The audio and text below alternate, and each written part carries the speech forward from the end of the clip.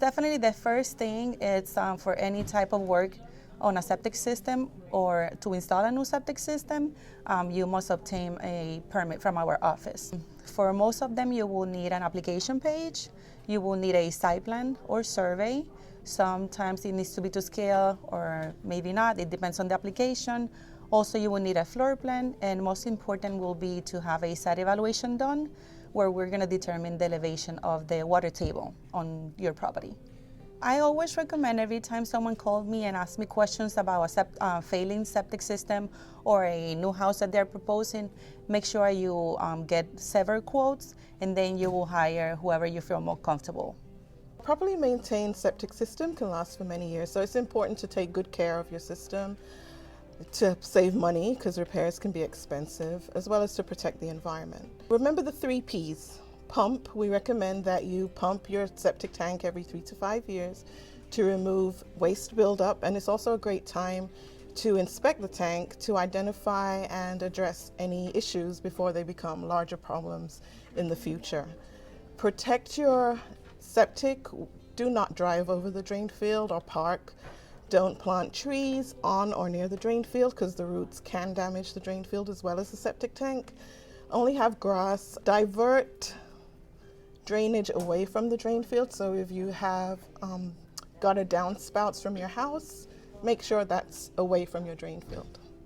And to prevent, your septic is designed to handle domestic waste. So don't put anything in the septic system that can damage it, such as household cleansers, auto fluids, medicines.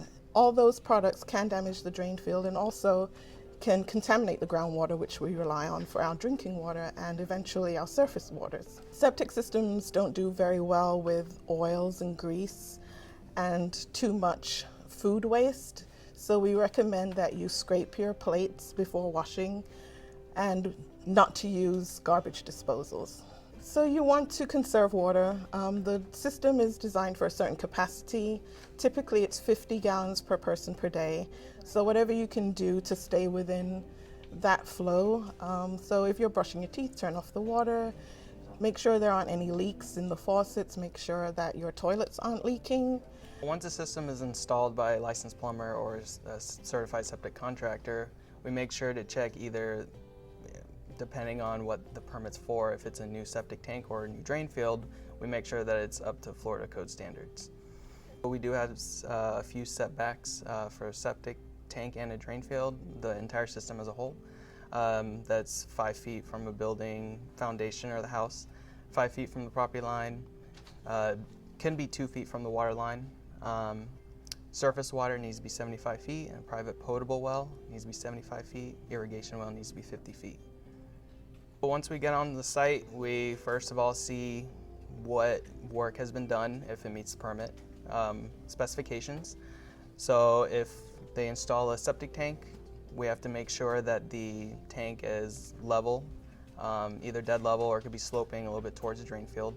We also have to check the setbacks for the tank, and if the drain field is installed, we also have to check for the setbacks for the drain field as well. When we check the drain field, we have to make sure that there's even distribution for the sewage coming out of the tank. We check the header of the tank, and then for the drain lines, we check to make sure that it's level or it's sloping towards, away from the septic system itself. So in most cases, we permit residences that have a septic system, and what determines the size of the septic system will be the number of bedrooms, which is, we assume, 2 people per bedroom, as well as the square footage of the house, and that'll determine the size of the septic tank as well as the drain field.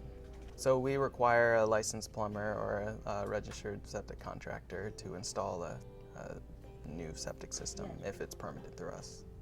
Definitely whenever there's an issue with the septic system or something needs to be repaired, or if you have any questions, you could always call the Florida Department of Health.